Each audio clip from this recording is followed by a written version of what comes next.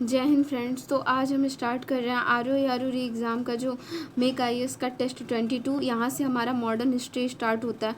बहुत important test है। इसकी जो एक्सप्लेनेशन है ना बहुत अच्छी है और टेस्ट तो बहुत अच्छा है। जैसे इसमें दिया था पहला क्वेश्चन भारत के इतिहास के संबंध में, कोचीन में पहले पुर्तगाली फोर्ट की स्थापना जो है क्रम बताना था। वास्को डी गामा दूसरी बार भारत कब आया, गोवा को पुर्तगाली भारत की राजधानी कब घोषित की गई, अल्फांसो अल्बुकर्क द्वारा बीजापुर सल्तनत में गोवा पर कब्जा, तो ये सब बताना है। तो देखिए वास्को डी गामा जो था वो दूसरी बार भारत जो है तो 1502 में आया था, तो दूसरी बार आया था तो हमें याद रखना है 2, तो 1502। और कोचीन में पहले, और हम भरसक इसमें ना जैसे भी रिलेट करके ऐसा याद करने की कोशिश से मैं इसे बना रही हूँ रिवीजन कर लिए, तो मैं सिर्फ पढ़ूंगी नहीं, इसको रिलेट करके याद करने की भी कोशिश करूंगी। कोचीन में जो है पहली पुर्तगाली फोर्ट की स्थापना जो है 1503 में हुई थी। तो चीन है यहाँ पे, तो 3 जैसे साउंड हो रहा है ना, 3 चीन, तो ऐसे 1503 में जो है फोर्ट की स्थापना पुर्तगाली फोर्ट की कोचीन में। अल्फांसो अल्बुकर्क जो था वो बीजापुर सल्तनत पे गोवा पर कब्जा, अल्बुकर्क मतलब, और किसने, गोवा पर, तो 1510। और गोवा को पुर्तगाली भारत की राजधानी घोषित किया 1530 में। अब यहाँ से हम एक बार पढ़ लेते हैं। जैसे देखिए 1498 में कालीकट पहुंचा वास्को डी गामा, ठीक है, और 2 में क्या किया, तो दूसरी बार आया 1502। कोचीन में हमने बताया चीन से क्या किया, कोचीन पहले पुर्तगाली फोर्ट की स्थापना। अब 1505 में कन्नौर मतलब दूसरा जो पुर्तगाली फोर्ट बनाया, दूसरा पुर्तगाली फोर्ट बनाया 1505 में। 1509 में मिस्र अरब जमेरीन संयुक्त पोत समूह को पुर्तगाली पोत के द्वारा द्वीप की लड़ाई पर नष्ट कर दिया। 1510, तो 10 में क्या किया, तो गोवा वालों ने कहा कि बस करो गोवा पर कब्जा करना, अर्थात कि 10 अल्फांसो दी अल्बुकर्क गोवा पर कब्जा किया और बीजापुर सल्तनत का हिस्सा था ये गोवा। 1530 में क्या हुआ कि गोवा को पुर्तगालियों की राजधानी घोषित कर दिया गया। अब 35 में दीव को पूरी तरह से अधीन बना लिया। 1535 में क्या किया, दीव को पूरी तरह अधीन बना लिया। 1559 में पुर्तगाली द्वारा दमन पर कब्जा कर लिया गया। और वहीं 1612 में क्या हुआ, 59 में क्या हुआ, तो 59 में दमन पर कब्जा किया और गोवा पर कब कब्जा किया, तो 1510 में। इम्पोर्टेंट है। 35 में क्या किया, तो इसमें थोड़ा देखिए, इसमें क्या है ना, 35 को ध्यान देना है कि दीव पर पूरी तरह से अधीन बना लिया। अभी तक कितना आया, गोवा आया, दीव आया और उसके बाद दमन। तो 35 में दीव को और 59 में दमन को, गोवा को 10 में। 1612 में क्या किया, तो 1612 में अंग्रेजों ने सूरत पर कब्जा किया, अंग्रेजों ने किया था। पुर्तगालियों ने मालाबार तट पर स्थित अपने सारे किलों से अधिकार खो दिया 1663 में। और 1779 में दादर नगर हवेली पर अधिकार कर लिया। 1843 में पांजिम को पुर्तगालियों की राजधानी बना दिया। 1961 में क्या हुआ कि भारतीय सेना ने गोवा को मुक्त करने के लिए एक सैन्य अभियान शुरू किया, जिसके परिणाम स्वरूप पुर्तगालियों ने गोवा को अपना अंतिम औपनिवेशिक चौकी भी खो दी। नेक्स्ट है क्वेश्चन नंबर जो दूसरा हम देखेंगे, पुर्तगाली ने सन 1556 में गोवा में प्रथम प्रिंटिंग प्रेस की स्थापना की थी। दूसरा कह रहा है कि गोथिक वास्तुकला की शुरुआत डचों के आगमन के साथ हुई थी, तो सी हो जाएगा केवल 1। सन 1556 में तो गोवा में प्रथम प्रिंटिंग प्रेस की स्थापना की थी। भारत में तंबाकू जैसी जो फसलें हैं, जैसे कि आलू, भिंडी, मिर्च, अनानास, मूंगफली, सब्जियां भी लाएं। गोथिक वास्तुकला की शैली भी पुर्तगालियों के आगमन से मानी जाती है। पहला जो आया था ना अल्मीडा, ये क्या था, प्रथम वायसराय था। 1505 ईस्वी में भारत आया था, ठीक है, वायसराय बन के आया था 1505 में। और 1509 में जो है 1509 तक शासन किया। पुर्तगाली दुर्गों का इसने निर्माण किया, जिसका उद्देश्य था सुरक्षा न होकर हिंद महासागर के व्यापार पर पुर्तगाली नियंत्रण स्थापित करना था। इसने नीले अथवा शांत जल मीठा होता है, तो मीडा हम याद रखेंगे, अल्मीडा। नेक्स्ट है, डच जो थे नीदरलैंड के निवासी थे, क्या सही है। और कॉर्नेलिस डी हाउटमैन भारत आने वाला प्रथम डच यात्री था, ये जो है सही है। भारत में प्रथम डच फैक्ट्री की स्थापना सूरत में की गई, तो अभी हम फैक्ट्री भी ऐसे ही रिलेट करके याद करेंगे। तो देखिए उनकी जो इच्छा थी वो दक्षिण पूर्व एशिया के मसाला बाजारों में सीधा प्रवेश करके नियंत्रण स्थापित करने की थी। 1596 में कॉर्नेलिस डी हाउटमैन जो है भारत आने वाला प्रथम डच यात्री था। डचों ने गुजरात, बंगाल, बिहार, उड़ीसा में अपनी व्यापारिक फैक्ट्रियों की स्थापना की। भारत में प्रथम डच फैक्ट्री की स्थापना कहाँ हुई थी? तो मसूलीपट्टनम में 1605। तो जब भी प्रथम डच फैक्ट्री पूछेगा तो पहली बार अगर कोई डंक मारेगा तो उसे मसल दिया जाएगा। तो मसूलीपट्टनम। और पहली बार क्या किया? तो डंक मारा। तो हम ना अपने हाथ से पंजे से जब मच्छर वगैरह डंक मारता है तो उसको पंजे से मारते हैं, तो कब किया? 1605 में किया था। तो ये फैक्ट थोड़ा इंपॉर्टेंट है। भारत में प्रथम डच फैक्ट्री कब बनी थी? मसूलीपट्टनम में 1605 में की गई। इसके पश्चात वहीं 1610 में, कब? तो 1610 में ईस्वी में पुलिकट, और 1616 में सूरत में। ये डच ने 1610 में कहाँ पे? तो पुलिकट में, और 1616 में सूरत में। डचों ने क्या किया कि चिंसुरा और कोचीन में भी अपनी फैक्ट्री स्थापित की। बंगाल में प्रथम डच फैक्ट्री की स्थापना अगर बंगाल में पूछेगा तो पिपली में वर्ष 1627 में की गई थी। भारत के लिए नए समुद्री मार्ग की जो खोज है वो पुर्तगाली व्यापारी था वास्को डी गामा, जो कि 17 मई, डेट पूछेगा तो 17 मई वास्को डी गामा 17 एसडीजी की खोज में निकला। तो 17 मई 1498। याद रखना है भारत के किस तट पे? पश्चिमी तट पर कालीकट में आया था, केरल राज्य में। वास्को डी गामा का स्वागत जो है कालीकट के तत्कालीन शासक थे जमेरिन ने किया था। और तत्कालीन भारतीय व्यापार पर अधिकार रखने वाला अरब व्यापारियों को जमेरिन का जो यह व्यापार है पसंद नहीं आया। अब ये क्वेश्चन पूछ सकता है कि जमेरिन जब स्वागत किया तो किसको इसका ये बर्ताव पसंद नहीं आया? तो वो थे अरब व्यापारी। वहीं अल्फांसी दो अल्बुकर के संदर्भ में देखेंगे, ये पहला प्रथम पुर्तगाली वायसराय था। अल्बुकर तो गलत है, द्वितीय पुर्तगाली वायसराय था। और इसे भारत में पुर्तगाली शक्ति का वास्तविक संस्थापक कहा जाता है, तो ये सही है।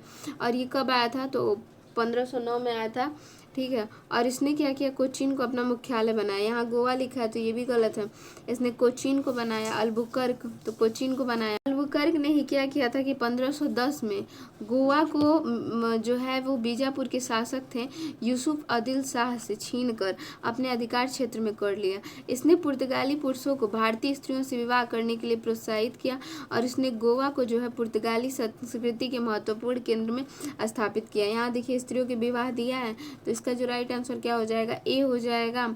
ए में दिया है 2, इसमें सही है। अब देखिए पुर्तगाली जो एशियाई देशों से व्यापार करने हेतु व्यापार में अवस्थित नागपट्टनम बंदरगाह का प्रयोग करते थे। पुर्तगाली जो थे वो चटगांव के बंदरगाह को महान बंदरगाह की संज्ञा दिए थे। किस बंदरगाह को महान बंदरगाह की संज्ञा दिए थे? तो चटगांव बंदरगाह को। पुर्तगालियों ने एक कफीला पद्धति का इस्तेमाल किया था, कॉर्टेज आर्मेडा पद्धति, जिसके अंतर्गत ये होता था कि हिंद महासागर का प्रयोग करने वाले जो प्रत्येक जहाज थे उनको न शुल्क अदा करना होता था। जिन जहाजों को परमिट प्राप्त होता था उन्हें गोला बारूद और काली मिर्च का व्यापार करने की अनुमति नहीं होती थी। क्वेश्चन नंबर 5 है, जैसे कि मुगल शासक अकबर ने सूरत में अंग्रेजों को अस्थायी कारखाना स्थापित करने की अनुमति की थी, और मुगल शासक थे शाहजहां के दरबार में ब्रिटिश सम्राट का प्रथम दूत टॉमस रो आया था। क्या इसमें सही है? तो सी कह रहा है, पहला दूसरा। देखिए मुगल शासक अकबर ने सूरत में अस्थायी कारखाना, तो गलत है।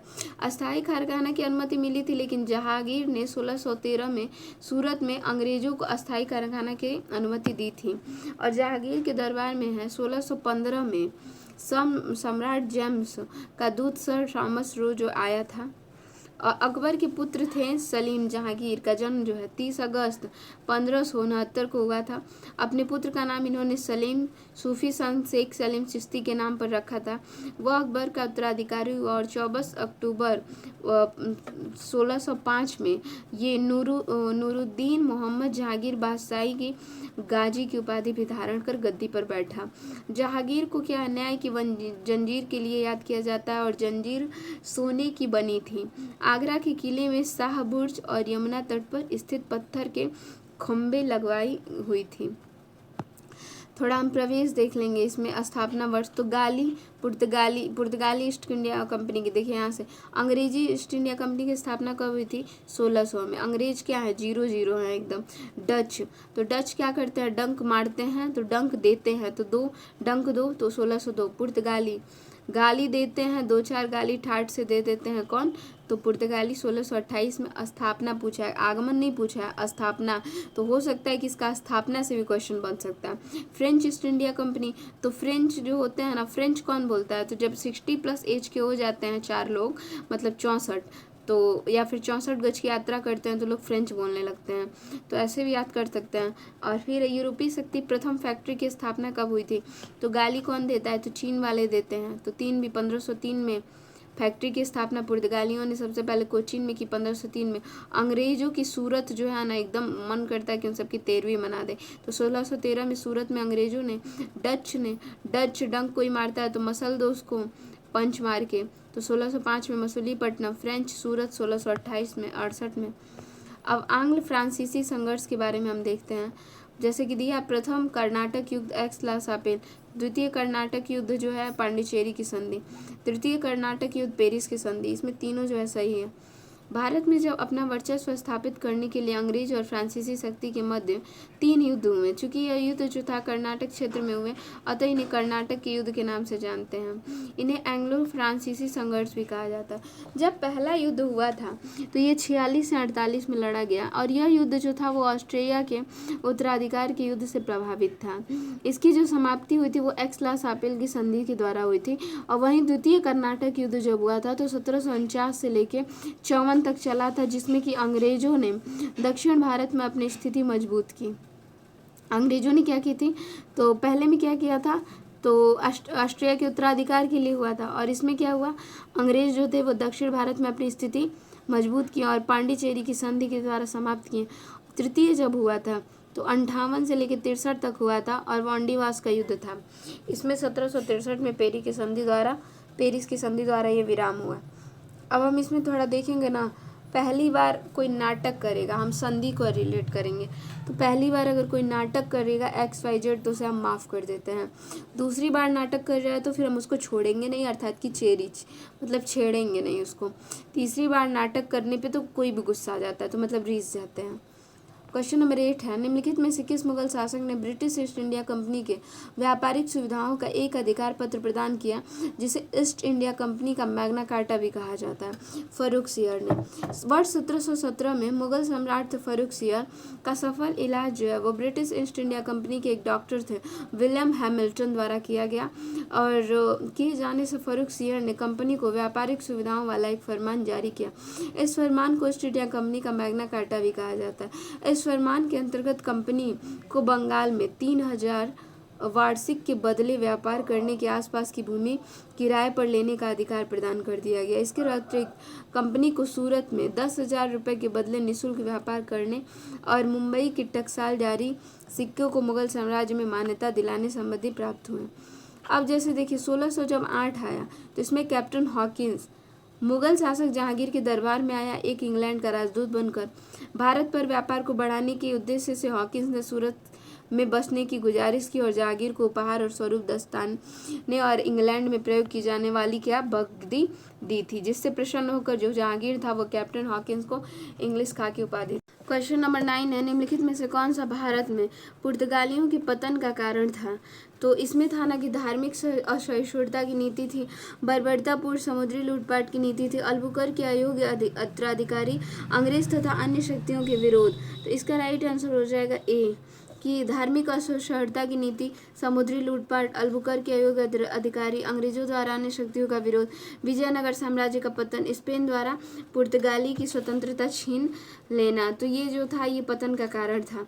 जो कार्टेज अर्मेडा काफिला पद्धति थी, इसमें ये था कि भारतीय तथा अरबी जहाज़ों को कार्टेज या परमिट के बिना अरब सागर में प्रवेश वर्जित था, और जब अरबी और भारतीय जहाज़ों को इन्हें कार्टेज प्राप्त होता था तो ये काली मिर्च और गोला बारूद ले जाने की अनुमति नहीं थी। अब यहाँ पे क्या दिया है ना कि डचों द्वारा व्यापारिक केंद्र स्थापित किए गए थे, जैसे कि इसमें व्यापारिक केंद्र कुछ ऐसे थे। केंद्र और स्थापना वर्ष दिया है, कौन कौन से इसमें दिया है कि किन किन स्थानों पर डचों द्वारा व्यापारिक केंद्र स्थापित किए गए। तो डचों ने मसूलीपट्टनम में किया, तो 1605 में किया, पुलिकट में भी किया 1610 में, फिर सूरत में भी किया 1616 में, पिपली में किया 1627 में, चिंसुरा में 1653 में, कासिम बाजार में किया 1659 में, पटना में 1659 में, नागपट्टनम में 59 में और कोचीन में 1663 में। अब सारा का डेट भी याद करना जरूरी है। तो मसूलीपट्टनम तो जब मसूलीपट्टनम 1605 है, पुलिकट जो है 1610। तो हम ऐसे याद करेंगे कि जो पुल पे ना ये जो डच थे ये फैक्ट्री बना रहे थे, तो वहाँ पे लोगों ने विरोध किया कि बस करो, फैक्ट्री बनाना तो 1610 हो जाएगा। और सूरत 16 फैक्ट्री में इन्होंने ऐसा किया कि डच जो हैं सूरत की फैक्ट्री में सिर्फ 16 साल के मतलब लोगों को ही अलाउ किए थे, क्योंकि उनकी सूरत अच्छी थी। तो 1616 में इन्होंने कहाँ पे, सूरत में। पिपली कहाँ पे, तो 1627 में।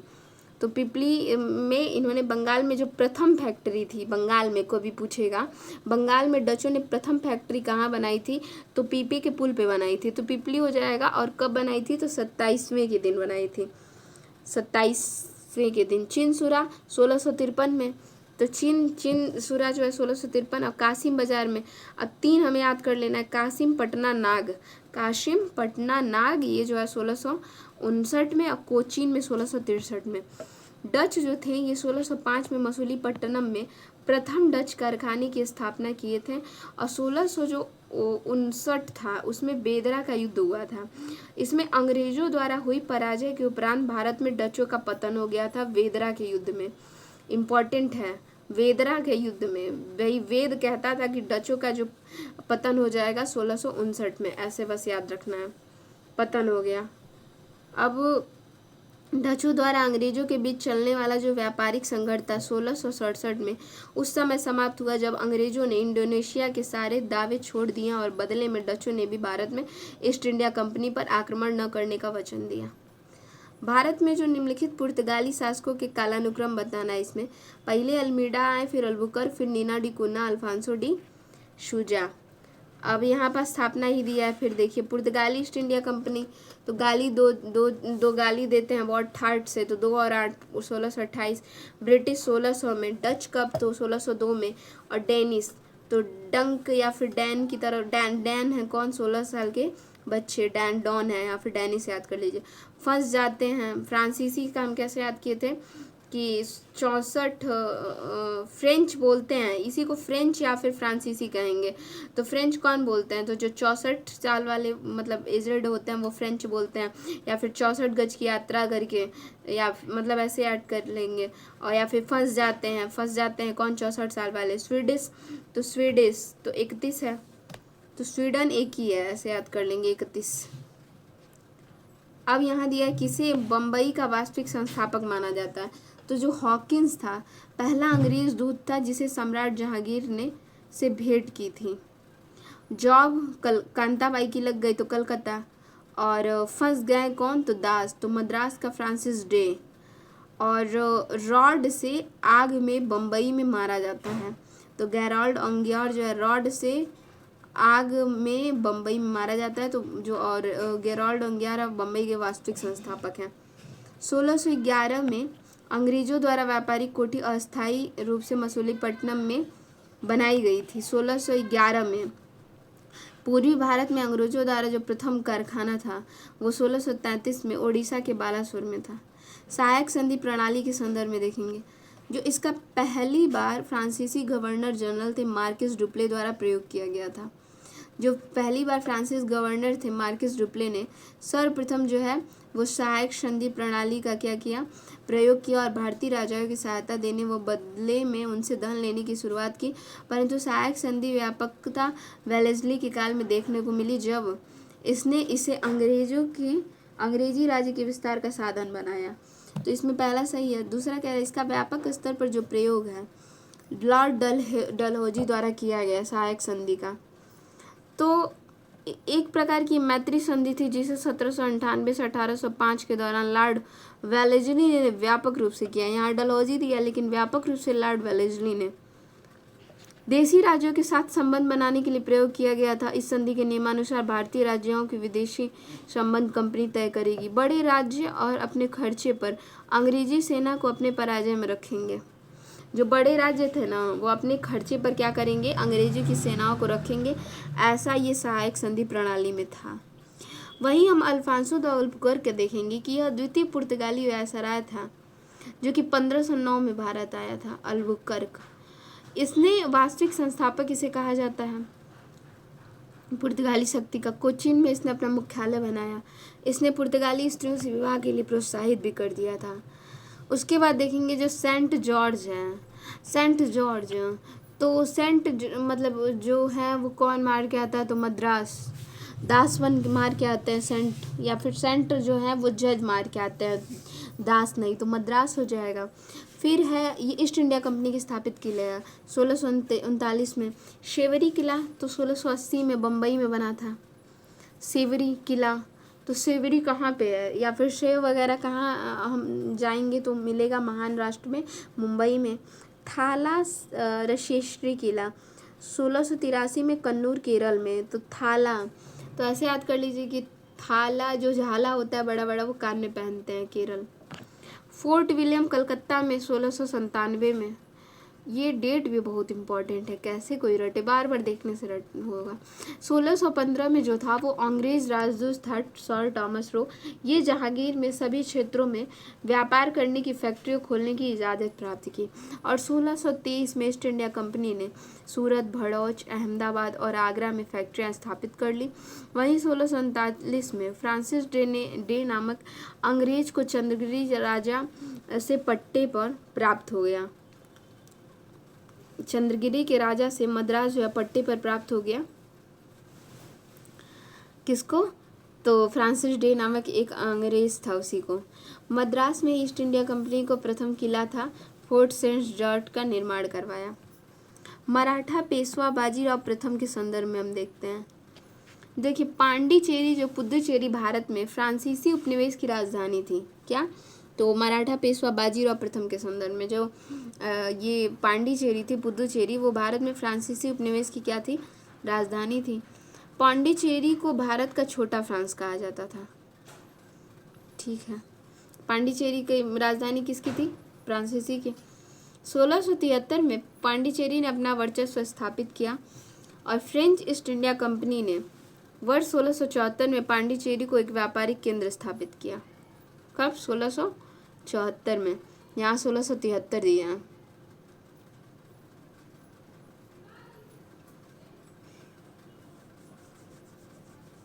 डेट थोड़ा सा हमको गलत लग रहा है। फ्रेंच ईस्ट इंडिया कंपनी ने वर्ष 1674 में क्या किया, पांडिचेरी पर एक व्यापारिक केंद्र स्थापित किया, मतलब वर्चस्व स्थापित किया, यहाँ पे कह रहा है।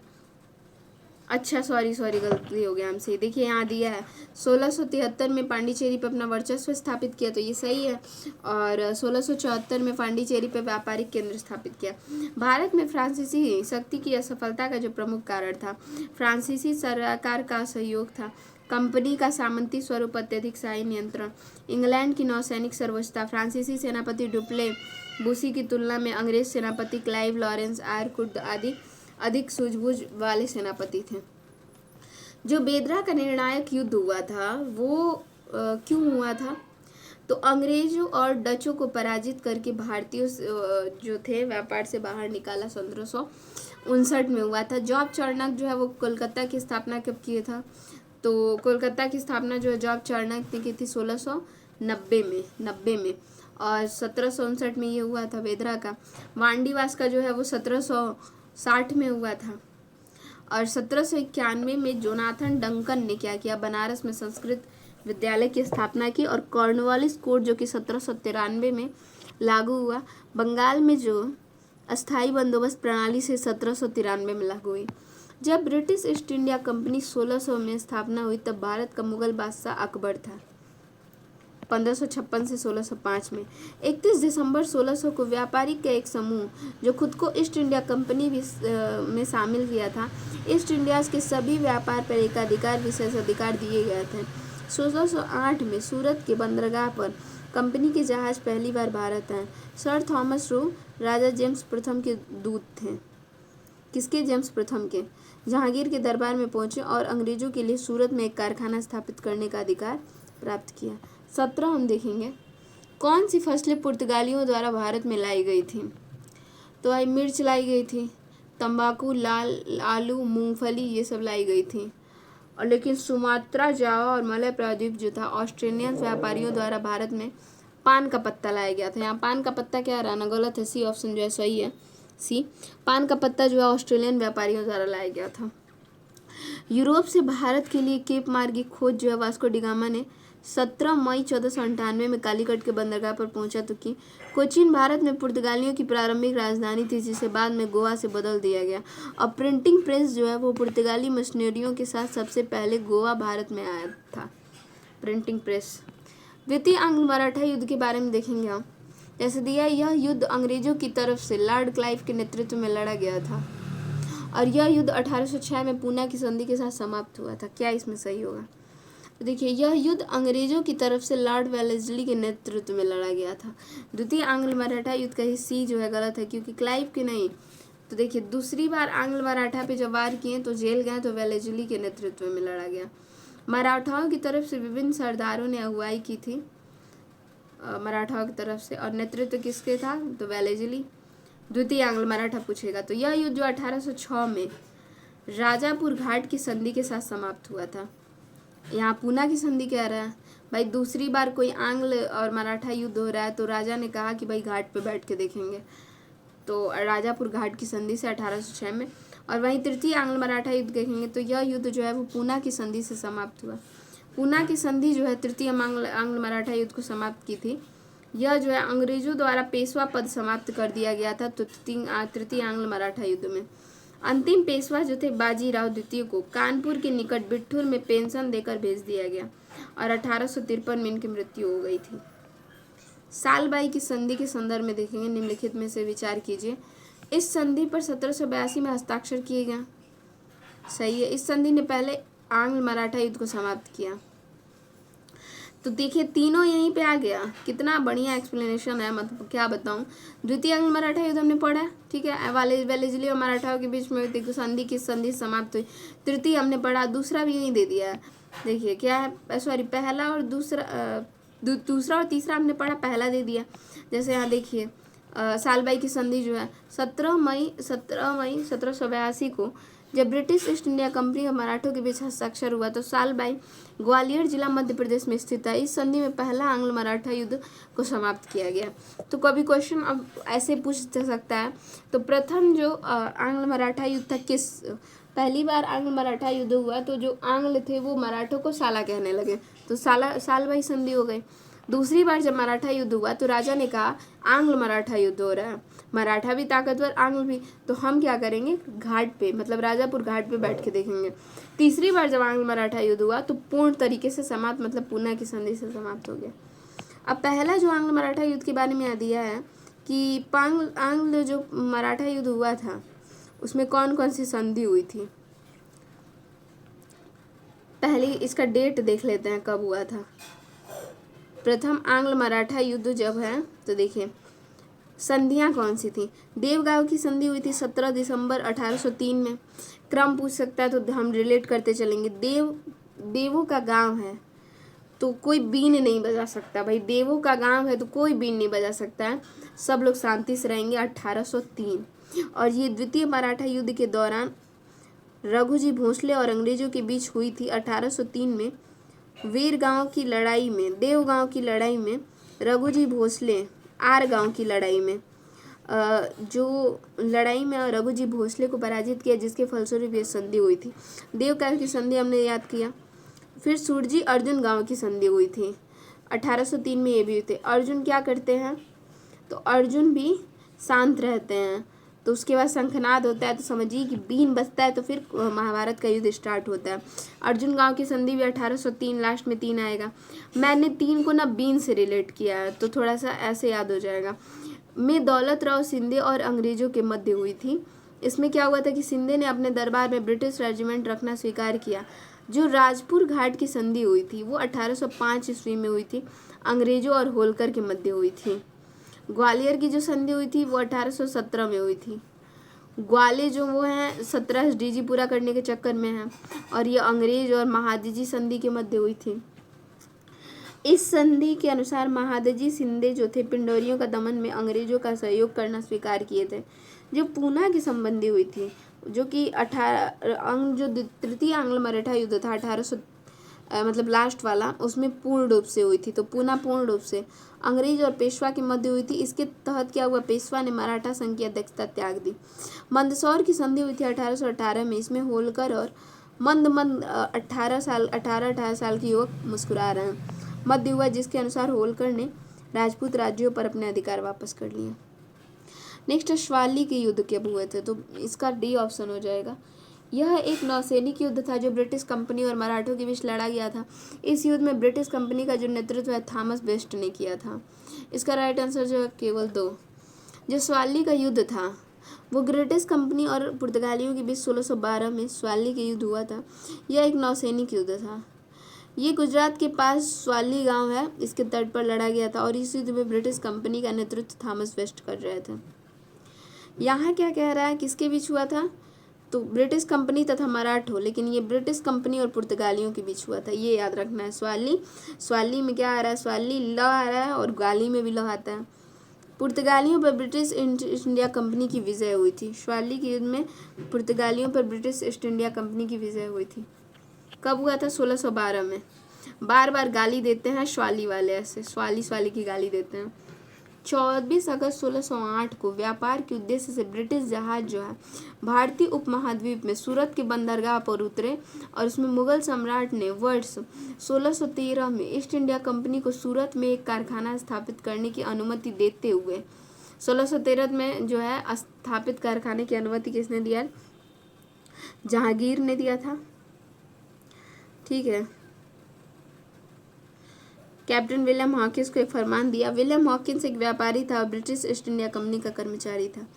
वह भारत में जहांगीर के समय आया था और 1608 से 1613 तक ठहरा। फ्रांसीसी ईस्ट इंडिया कंपनी के संदर्भ में है, जैसे दिया इसकी स्थापना 1664 में की गई थी और इसकी स्थापना हेतु फ्रांस के तत्कालीन राजा जो थे लुई 14वें के राजाज्ञा में प्रदान की गई थी। क्या इसमें सही है? तो इसका हो जाएगा, दोनों सही है। देखिए, जो फ्रांसीसी ईस्ट इंडिया कंपनी थी इसकी जो स्थापना है वो वर्ष 1664 में की गई और ब्रिटिश ईस्ट इंडिया कंपनी जो डच ईस्ट इंडिया कंपनी की स्पर्धा की जा सके। इसकी जो योजना है वो जीन बैप्टिस्ट कोलबर्ट ने बनाई थी, जिसे फ्रांस में तत्कालीन राजा लुई 14वें के राजागी प्रदान किया गया था। लुई 14वां लुई जो थे वो फ्रांस के राजा थे, जिसने 1643 में आजीवन फ्रांस पर शासन किया। उसका शासन 72 वर्ष 110 दिनों का था। लुई ने मुख्यमंत्री कॉर्डिल मॉजरिन की मृत्यु के बाद 1661 में फ्रांस पर अपने व्यक्तिगत शासन की शुरुआत की। राजाओं के दैवीय अधिकार की अवधारणा का पालन करते हुए लुई ने राजधानी से शासित एक केंद्रीकृत राज्य की क्या किया? केंद्रीकृत राज्य बनाने की पूर्ववर्तियों की कार्य जारी किए। लुई के लंबे शासनकाल के दौरान फ्रांस प्रमुख यूरोपीय शक्ति के रूप में उभरा और नियमित रूप पर अपनी सैन्य ताकत का उपयोग किया। लुई को फ्रांस के राजा थे ये, और जिसने क्या 1643 से आजीवन फ्रांस पर शासन किया था। 72 वर्ष एवं 110 दिनों का था उनका शासन। इम्पोर्टेंट है।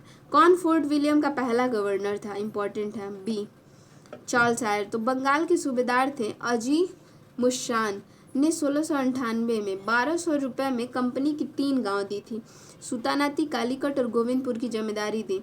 जाप चारनाक ने क्या किया? सुतानाती, कालीकट और गोविंदपुर क्षेत्रों पर विकसित कर कलकत्ता का रूप दे दिया। इन्हीं तीनों को मिला के किसने? जॉब चारनाक ने। और फोर्ट विलियम की स्थापना कर दी। किसने? तो फोर्ट विलियम की स्थापना किसने कर दी? तो जॉब चारनाक ने। चार्ल्स आयर करके थे। चार्ल्स आयर फोर्ट विलियम के पहले गवर्नर थे।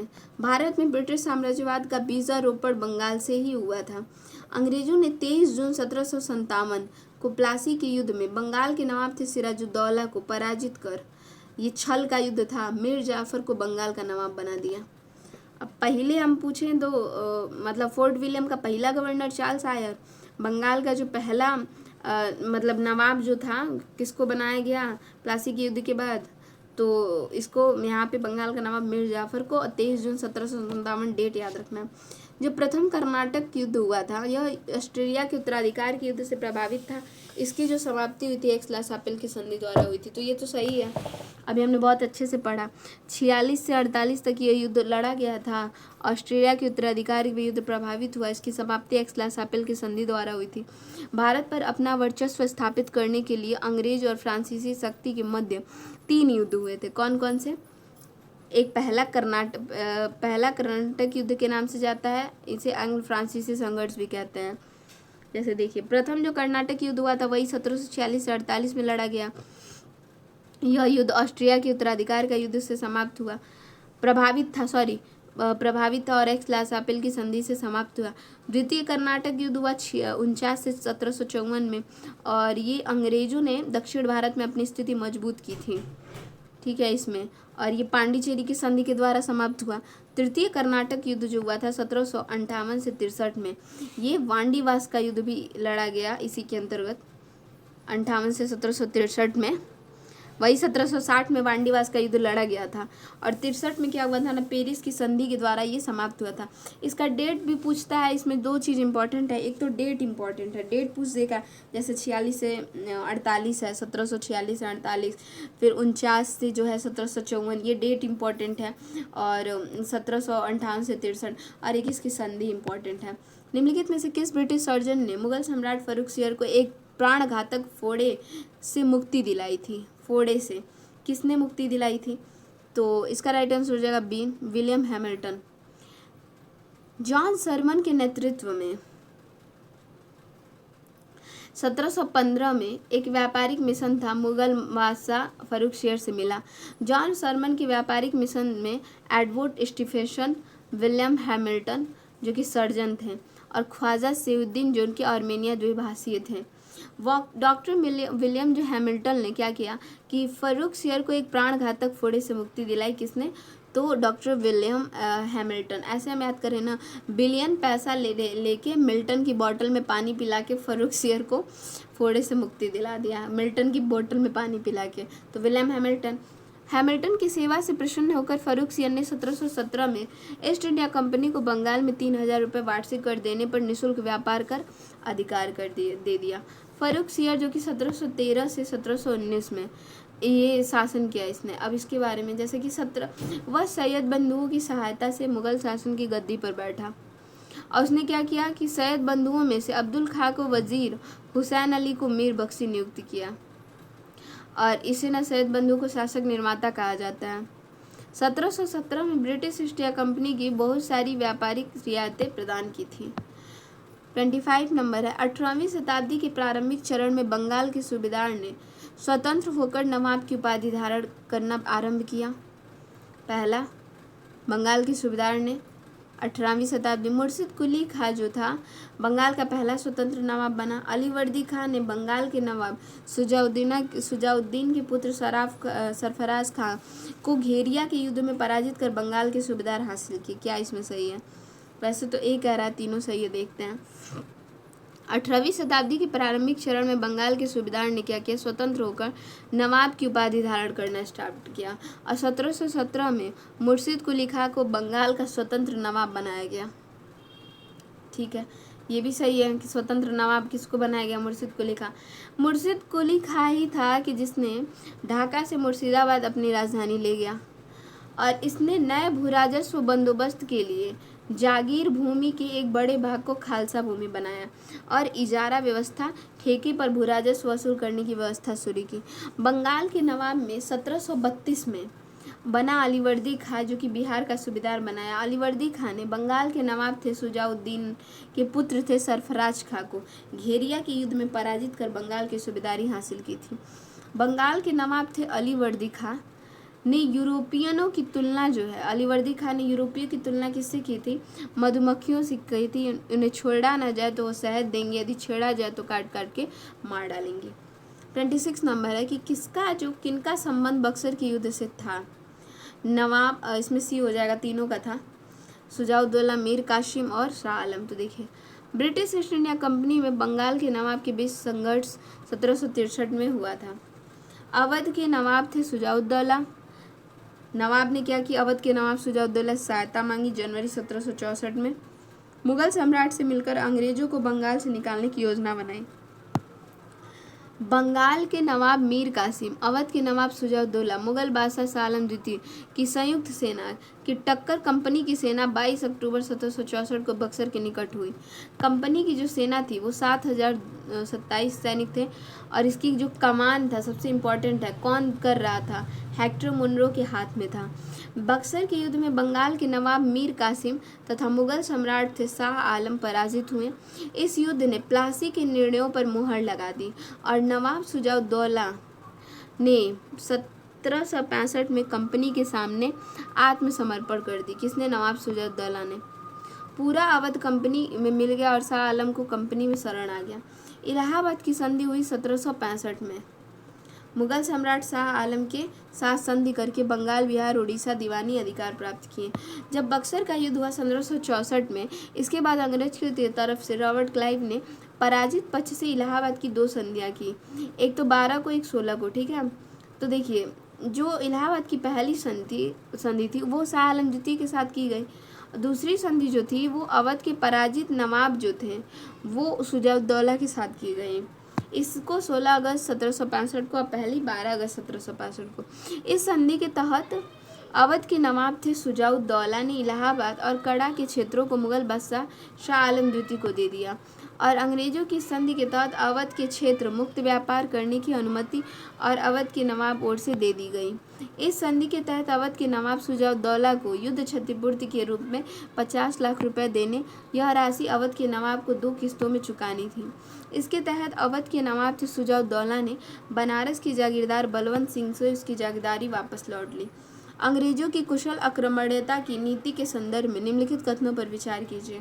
इस नीति का स्पष्ट रूप से सबसे पहले लॉर्ड नॉर्थब्रुक ने प्रतिपादित किया और अंग्रेजों ने इस नीति का प्रयोग अफगानिस्तान के संदर्भ में किया। क्या इसमें सही है? C option. दोनों 2 है। कुशल आक्रमणीयता की जो नीति है, प्रथम आंग्ल अफगान युद्ध के विनाश में लॉर्ड ऑकलैंड और अग्रगामी नीति की विफलता के ब्रिटिश नीति निर्माताओं पर गहरा प्रभाव पड़ा था। यहाँ जो है लॉर्ड नॉर्थब्रुक दिया है, लेकिन यहाँ पे लॉर्ड ऑकलैंड होगा। ठीक है,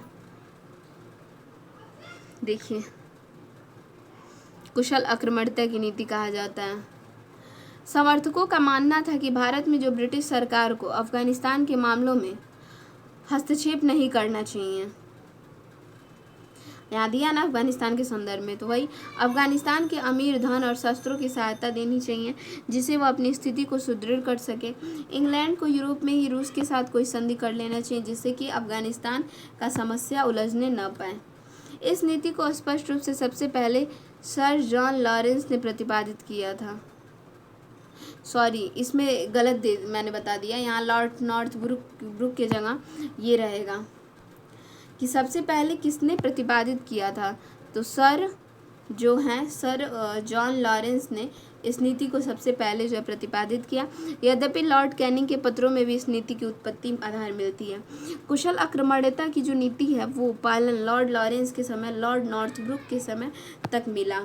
पहली बार पूछा तो सर जॉन लॉरेंस, कभी कभी तो ऑप्शन में तीनों दे देगा कि इसका संबंध कुशल आक्रमणीयता की नीति से है, तो सर जॉन लॉरेंस भी, लॉर्ड कैनिंग है, लॉर्ड नॉर्थब्रुक के समय तक मिला था। लिटन जो थे पुनः अफगानिस्तान के विरुद्ध अग्रगामी नीति अपनाई जिसके मूर्खतापूर्ण द्वितीय आंग्ल अफगान युद्ध हुआ था। भारतीय ब्रिटिश सरकारों की समय समय पर अफगानिस्तान के प्रति अग्रगामी कुशल आक्रमणीयता दोनों नीतियों का पालन किया, किंतु जब भी ब्रिटेन में मंत्रिमंडल में परिवर्तन होते थे तो अंग्रेज सरकार की नीति बदल जाती थी और भारत में ब्रिटिश सरकार की नीतियों में भी परिवर्तन हो जाता था, क्योंकि भारत में स्थित ब्रिटिश सरकार की नीति ब्रिटेन के मंत्रिमंडल द्वारा ही संचालित होती थी। बहुत अच्छा कंटेंट है, वाकई लाजवाब कंटेंट है ये।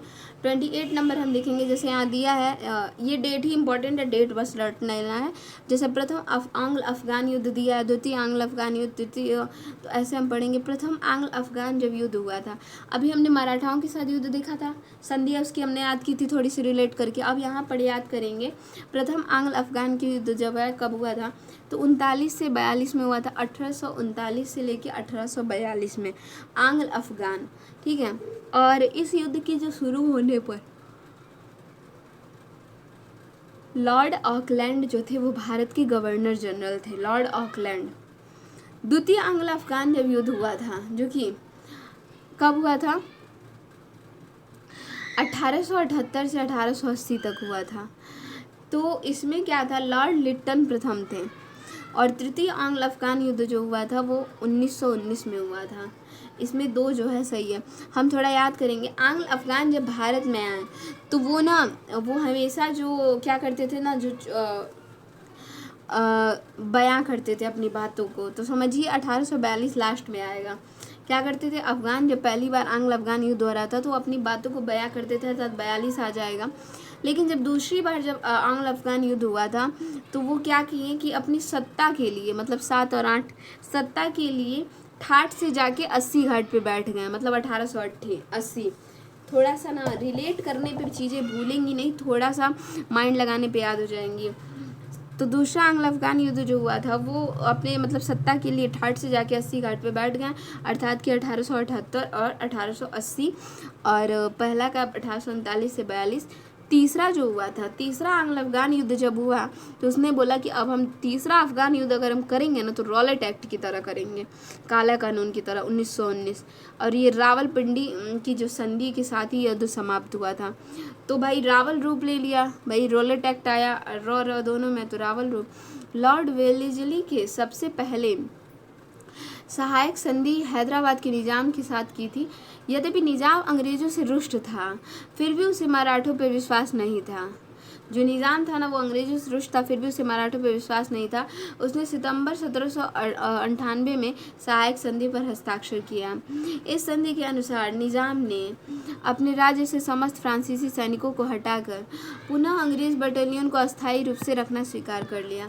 डलहौजी के व्यवगत सिद्धांत के आधार पर देखेंगे विलय की गई निम्नलिखित रियासतों को कालानुक्रम बताना है। ये बहुत इंपॉर्टेंट है, घटना चक्र में एक क्वेश्चन था। देखिए व्यवगत जो सिद्धांत था या हड़प नीति, इसे शांतिपूर्ण विलय की नीति भी कहा जाता है। इसका जो प्रयोग है वो 1848-56 में भारत के गवर्नर थे लॉर्ड डलहौजी ने किया था।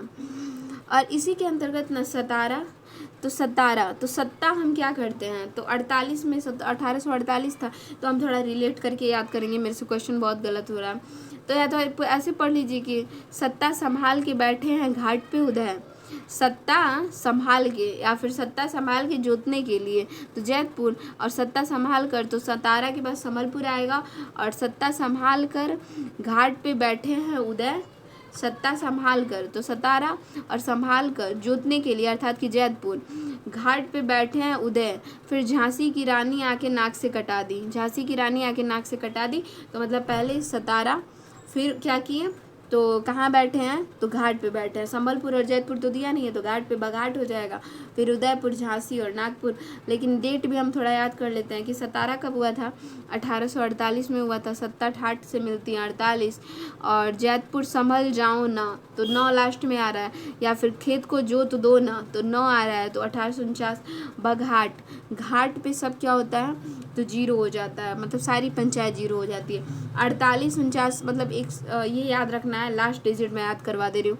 उदयपुर, उदय हो गया है भारत में 52 गज का गाने का, उदय हुआ है 52 गज के गाने का भारत में। झांसी, तो झांसी कभी भी 13पन नहीं कहती थी, अर्थात कि 53।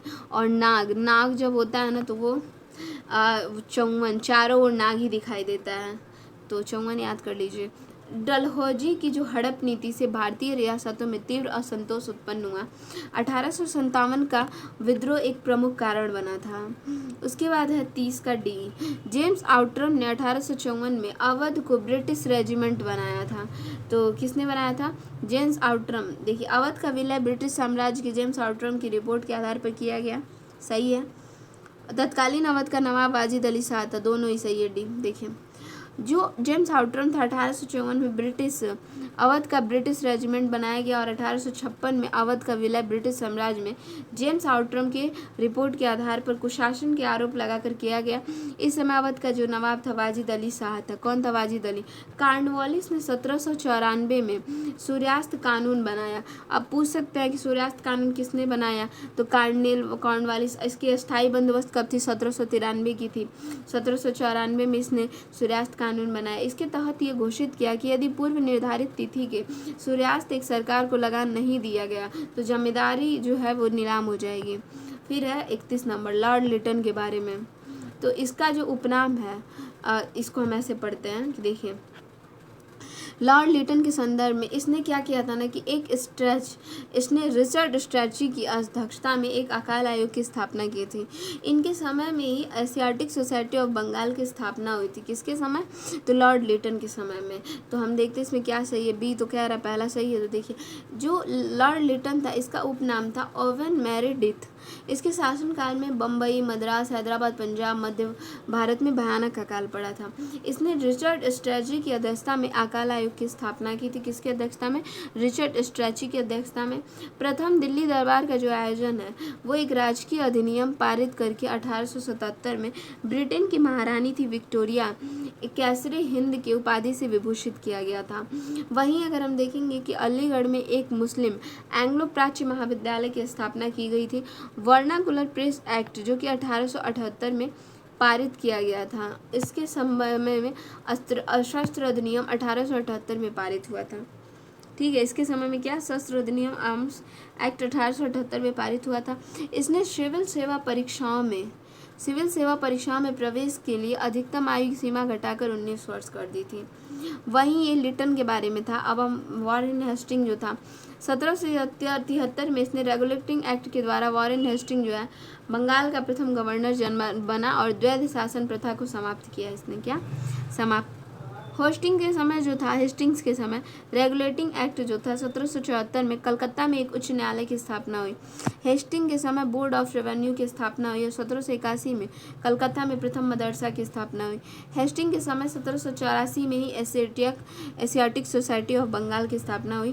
तो लिटन के समय नहीं हुई थी, हेस्टिंग के समय हुई थी। हेस्टिंग के समय तो ये गलत था।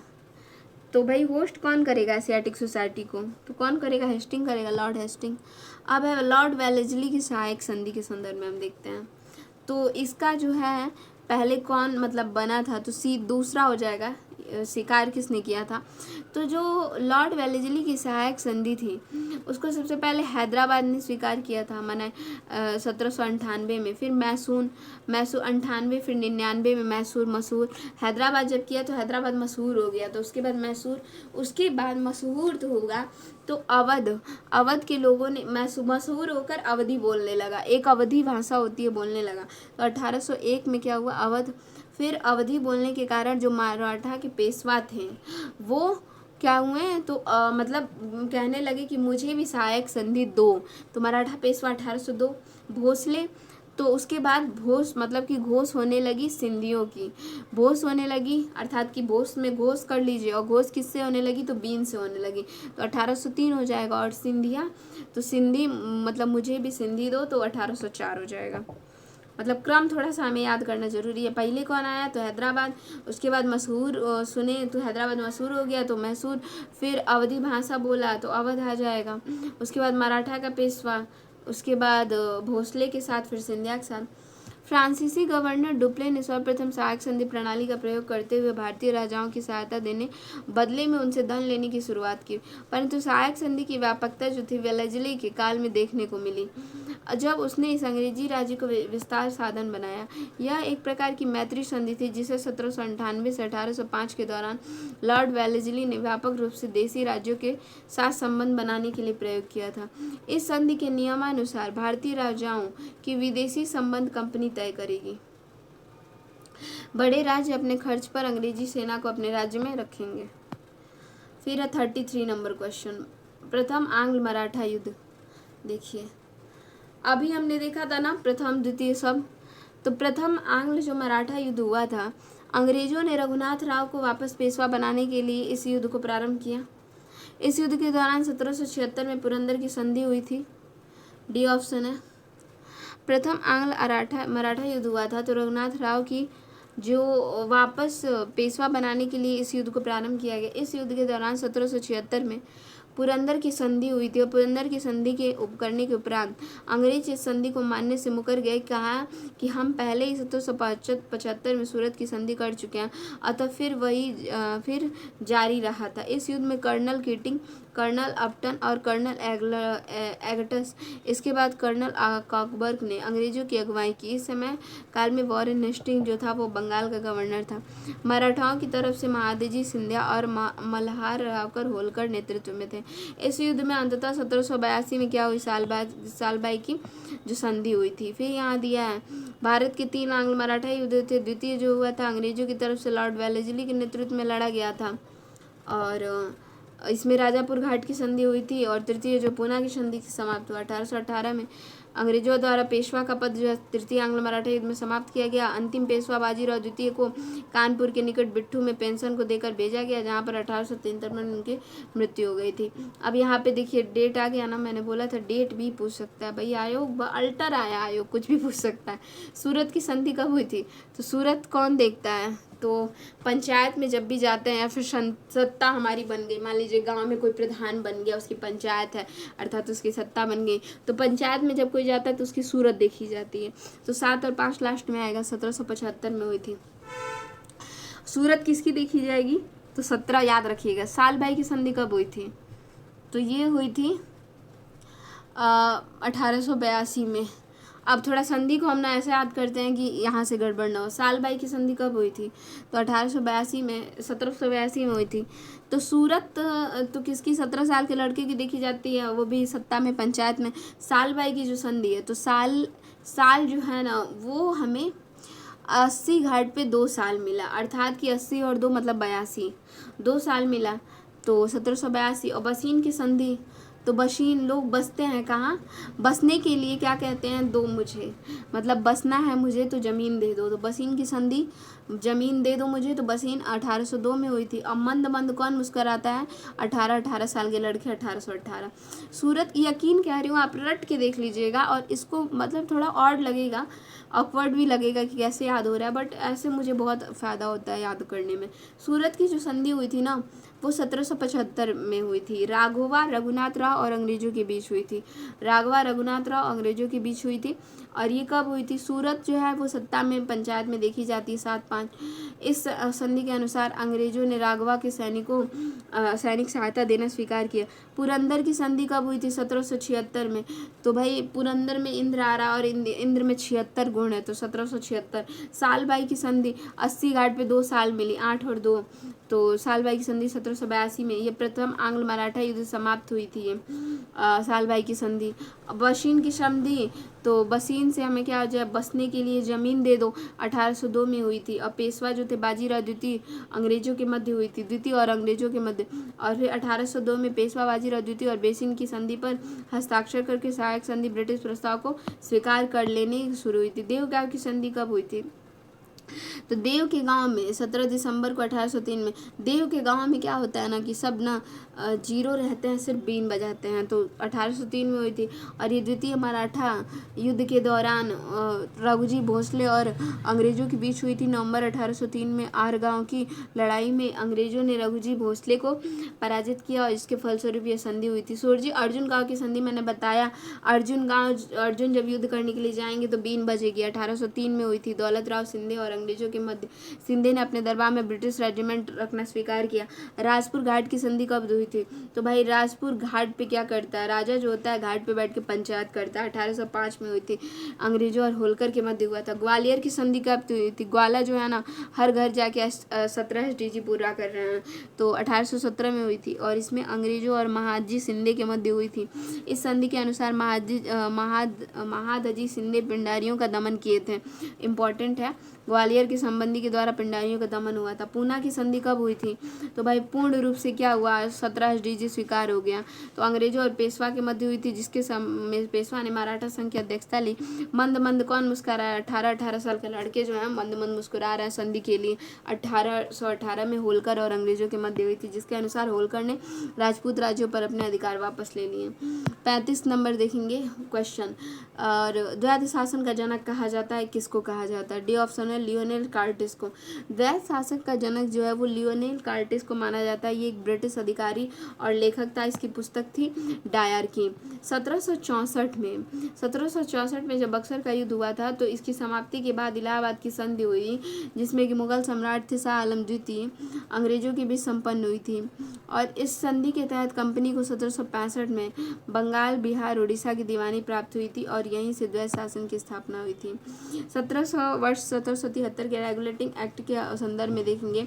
इसके माध्यम से पहली बार ब्रिटिश कैबिनेट को भारतीय मसालों पर नियंत्रण रखने का अधिकार दिया गया था। इसके द्वारा ब्रिटिश ईस्ट इंडिया कंपनी अपने वाणिज्यिक एकाधिकार को वंचित हो गई थी।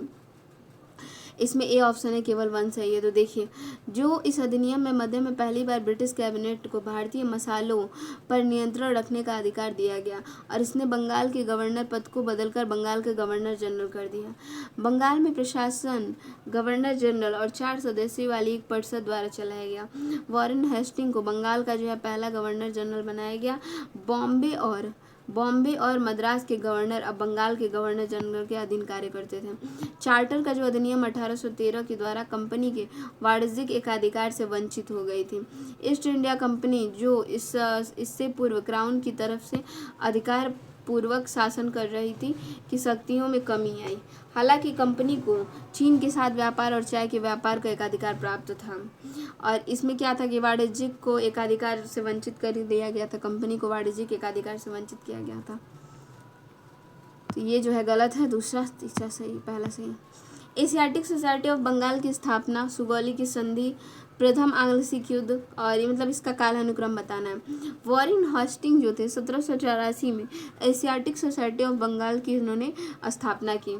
सुगौली की संधि हम रिलेट कर लेते हैं। सुगौली तो भाई आजकल गाली कौन दे रहा है, तो जो भी ना 18 से 16 साल के जो बच्चे हैं, 18 से 16 हमें याद रखना है कौन गाली दे रहा है, तो 18 से 16 मतलब कि 1816 में सुगौली की संधि हुई थी और आंग्ल नेपाल युद्ध की समाप्ति हुई थी।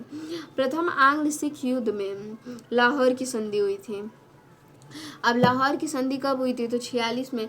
भाई लोहे की तरह हैं इसीलिए चारों ओर छाए हुए हैं, तो 46 में हुई थी। कलकत्ता, बॉम्बे और मद्रास में उच्च न्यायालयों की स्थापना 1865 में हुआ था। एशियाटिक सोसाइटी ऑफ बंगाल की स्थापना 15 जनवरी 1784 में हुई थी। विलियम जोन्स ने कलकत्ता में स्थित फोर्ट विलियम में की थी। इसका उद्देश्य प्राच्य अध्ययन का बढ़ावा देना। इसके अलावा एशियाटिक सोसाइटी ऑफ बंगाल ने भारतीय इतिहास को भी प्रभावित किया। इसने प्राचीन भारतीय इतिहास और संस्कृत के अध्ययन का कार्य किया। और नेक्स्ट है, अंग्रेजों को भारतीय रियासतों के प्रति घेरे की नीति के संदर्भ में निम्नलिखित। इस नीति का आधार था हस्तक्षेप और सीमित उत्तरदायित्व था। इस नीति का निर्माता वॉरेन हेस्टिंग थे। उपयुक्त कथनों में कौन सा जो है इसमें सही है, इसमें बताना है, तो इसमें बी ऑप्शन हो जाएगा। देखते हैं हम दोनों। इस नीति अंग्रेजों घेरे की नीति जो है 1757 से 1813। कंपनी की इस नीति का जो आधार था वो हस्तक्षेप और सीमित उत्तरदायित्व था। इस नीति का निर्माता वॉरेन हेस्टिंग था। इस दौरान कंपनी की नीति अन्य देशी रियासतों के संबंध बढ़ाकर इन्हें बफर स्टेट के रूप में रखनी थी। तो पहला तो सही है और निर्माता कौन था, वॉरेन हेस्टिंग, तो दूसरा भी सही है, ये भी सही है। ठीक है। कर्नाटक का जब युद्ध हुआ था 46 से 48, 49 से 53, 58 से 63, भारत में ब्रिटिश वर्चस्व स्थापित किया। प्लासी का जो लड़ाई हुआ था, ठीक है, वो 1757 में हुआ था। भारत में ब्रिटिश साम्राज्य की नींव रखी। वहीं जब बक्सर की लड़ाई हुई थी, इसमें बंगाल, बिहार, उड़ीसा के स्वामी अंग्रेजों में स्वामित्व स्थापित हुआ और उत्तरी भारत में एक महान शक्ति पूरे विश्व में वर्चस्व का दावेदार बनी। यहाँ से क्वेश्चन पूछता है, अगर पूछेगा भारत के व्यापार अगर पूछेगा व्यापार में ब्रिटिश वर्चस्व कब स्थापित हुआ, तो वो कर्नाटक के तीनों युद्धों द्वारा। ब्रिटिश साम्राज्य की नींव कब रखी गई, तो ये प्लासी के लड़ाई में। और जब ये पूछेगा कि भाई पूरे देश में वर्चस्व मतलब दावेदार और पूरा अंग्रेजों का स्वामित्व स्थापित कब हुआ, तो ये जो है ये बक्सर की लड़ाई में। तो नींव हम कुछ ना इसमें वर्ड ध्यान रखते हैं कि व्यापार रहेगा तो कर्नाटक का युद्ध, नींव जब रहेगा साम्राज्य की तो प्लासी का, और स्वामित्व स्थापित जब रहेगा तो बक्सर की लड़ाई। अब यहाँ पे दिया है आंग्ल मैसूर युद्ध के बारे में। देखिए कभी भी क्वेश्चन 39A जाए अक्सर दिखा है घटना चक्र में भी। आंग्ल मैसूर युद्ध के समय में बंगाल के अंग्रेज गवर्नर जनरल युद्ध में कौन थे, तो देखिए प्रथम आंग्ल मैसूर युद्ध जब हुआ था तो उस समय जो थे मशहूर थे वेरलिस्ट। कौन थे मशहूर, प्रथम आंग्ल मैसूर युद्ध के समय वेरलिस्ट थे। द्वितीय आंग्ल मैसूर युद्ध जब हुआ था तो दूसरी बार जब मशहूर हो रहे थे तो लोगों ने कहा कि हम रन करके जाएंगे उस मशहूर युद्ध को होस्ट करने, तो हेस्टिंग से। तृतीय जब आंग्ल मैसूर युद्ध हुआ था, तो तीसरी बार आंग्ल के मशहूर युद्ध को देखने के लिए लोग अपने कान खोल के बैठ गए, अर्थात कि कार्नवालिस। और चतुर्थ बार जब आंग्ल मैसूर हुआ तो चारों ओर आंग्ल मशहूर होने लगा, तो जो जो मशहूर कर रहा था उनको जेल हो गई। तो एक बार तो इनका गवर्नर हमें याद हो जाएगा। अब यहाँ से हम देखेंगे चिलियावाला का युद्ध जो है, ये जो ह्यूगफ के नेतृत्व में ईस्ट इंडिया कंपनी की सेना ने शेर सिंह के नेतृत्व में लड़ रही सिखों की सेना को हराया था, और भारत में अंग्रेजों और सिखों के बीच यह प्रथम युद्ध था। 40 नंबर हम देखेंगे, जो कि सकरखेड़ा, यहाँ पे दिया है ना क्रम, बहुत इंपॉर्टेंट है। सकरखेड़ा का युद्ध कब हुआ था? 1724 में। हम डेट जैसे टेस्ट लगाओ तो जब गलत होता है ना, तो फिर बस माइंड में तक कैसे भी चीज़ें याद हो जाएं। घर पे गलत हो अच्छा सही है, कोई दिक्कत नहीं है, यहाँ फिर रिलेट करके ट्रिक से कैसे भी करके याद है, एग्जाम में नहीं गलत होना चाहिए। निम्नलिखित में से युद्धों को कालानुक्रम दिया, जैसे वेदरा का युद्ध, मुदक्की का युद्ध, सकरखेड़े की लड़ाई, पोर्टो नेवा का युद्ध कब कब हुआ था, इसका क्रम। वेदरा का युद्ध कब हुआ था? पहले हम सकरखेड़ा का देखेंगे क्रम से। तो 17 साल के जो लड़के होते हैं ना, मतलब 17 साल से लेके 24 साल के, वो बहुत शक्कर खाते हैं, ऐसे याद कर लीजिए। या फिर शक करते हैं, 17 साल के जो लड़के होते हैं ना, वो क्या करते हैं, शक्कर खाते हैं, और 24 साल के लड़के जो होते हैं वो शक करते हैं। तो सकरखेड़ा है 1724। 11 अक्टूबर 1724 को यह युद्ध लड़ा गया था, और यह युद्ध जो था बरान में हुआ था। यह लड़ाई जो है वो निज़ाम उल मुल्क और मुबारिस खां दक्कन के सूबेदार में लड़ी गई थी। बेदरा का जो लड़ाई हुआ था वो 1759 में हुआ था। कब हुआ था? तो 1759 में हुआ था, और ये भारत में बंगाल में अंग्रेजी और डच सेना के बीच लड़ी गई थी। अंग्रेज थे और डच के बीच लड़ी गई थी। इस लड़ाई में ब्रिटिश सेना द्वारा, जो देखिए बेदरा का हमने बताया था ना, इसमें क्या हुआ था, डच पतन हुआ था, डचों का ना, डच के पतन हुआ था। इस लड़ाई में ब्रिटिश सेना द्वारा डच सेना का निर्णायक रूप से पराजित किया गया था, और इसमें ब्रिटिश जो थे ईस्ट इंडिया कंपनी को भारत में अपना वर्चस्व कायम करने में मदद मिली। पोर्टो नेवा का युद्ध जो 1781 में हुआ था। अब हम ऐसे याद करेंगे ना कि जो पोर्ट होता है ना, बड़ा बड़ा पोर्ट बंदरगाह, वहाँ पे नाव जो होते हैं ना वो आके खड़े होते हैं, ठीक है। तो 80 घाट पे एक नाव आके खड़ा हुआ, तो 80 और 1 से हम याद कर लेंगे 81। तो 80 घाट, और घाट मतलब पोर्ट, 80 घाट के पोर्ट पे एक नाव आके खड़ा हुआ। पोर्टो नोवा का जो युद्ध है 1781, और 1 जुलाई 1781 को मैसूर के हैदर अली और ब्रिटिश ईस्ट इंडिया कंपनी के बीच लड़ी गई थी। अंग्रेजी विजय हुए, अंग्रेज जो है विजय हुए, और इस लड़ाई में हैदर अली के विस्तार को रोक लगा दिया गया। मुदक्की का जो हुआ था युद्ध हुआ था 1845 में। हमको इसको याद करेंगे कि मुदक्की से हम याद करेंगे ना कि किसी ने क्या किया ना, हमारी आंखें मूंद दी हैं, तो हमें क्या है, चारों तरफ क्या है, मतलब ऐसे याद करेंगे कि चारों तरफ से आके किसी ने अपने पंच से, अर्थात कि अपने हाथ से, चारों तरफ से आके किसी ने अपने पंच से, मतलब कि अपने पंजे से हमारी आंखें मूंद दी हैं। तो मुदक्की का युद्ध है 1845 में, और ये जो है लड़ाई 18 दिसंबर 1845 को ईस्ट इंडिया कंपनी की सेना और पंजाब की सिख साम्राज्य की सेना और सिख खालसा सेना के बीच में लड़ी गई थी। इस युद्ध में सिखों की पराजय हुई थी। अब हम देखेंगे अली नगर की जो संधि हुई थी वो 9 फरवरी। अंग्रेजों और भारतीय राज्यों के बीच कुछ प्रमुख संधियां, ऊपर की संधियां हमने याद की, 1 से 2 बार देखने पे सब रटा जाएगा। अली नगर की संधि क्या हुई थी, तो देखिए अली नगर की संधि जो हुई थी 9 फरवरी 1757। अब देखें अली है, अली जो है, अली कितने साल का है, 17 साल का है, और ये कह रहा है कि मैं 17 साल का हूँ, लेकिन अगले साल मतलब 1857 की क्रांति में मैं जाऊँगा। अली कहता है कि मैं 57 की क्रांति में जाऊँगा और संधि करने के लिए। तो अली नगर की संधि जब भी आएगी तो 1757, डेट पूछेगा तो 9 फरवरी 1757। बंगाल के नवाब थे सिराजुद्दौला और ईस्ट इंडिया कंपनी के बीच में हुई थी। इस संधि में अंग्रेजों का प्रतिनिधित्व के रूप में क्लाइव और वाटसन शामिल थे। कौन शामिल था? तो ये कब किसके बीच हुई थी? नवाब सिराजुद्दौला कंपनी के बीच, अंग्रेजों का प्रतिनिधित्व क्लाइव और वाटसन शामिल थे। इलाहाबाद की संधि हमने पढ़ाई है, 1765 में हुई थी। क्लाइव और मुगल बादशाह थे शाह आलम द्वितीय। अब अमृतसर की संधि, तो भाई अमृत को सर पे गिराना है, तो किसी ने कहा नहीं सर पे नहीं गिराना है, पीना है, तो 1809। अमृत को सर पे गिराना है, तो सब एकदम जीरो होके मुंह देखने लगे, बोले कि नहीं मुझे पीना है। तो 28 अप्रैल 1809 को Maharaja Ranjit Singh East India Company के बीच हुई थी। इस संधि के समय भारत के गवर्नर जनरल लॉर्ड मिंटो थे, जिन्होंने ईस्ट इंडिया कंपनी की ओर से भारत का प्रतिनिधित्व किया था। अमृतसर की संधि में कौन थे अंग्रेजों की तरफ से? तो लॉर्ड मिंटो थे। और फिर वहीं हम देखेंगे गंडमक की संधि कब हुई थी? तो गंडमक की संधि जो हुई थी ये द्वितीय अफगान युद्ध।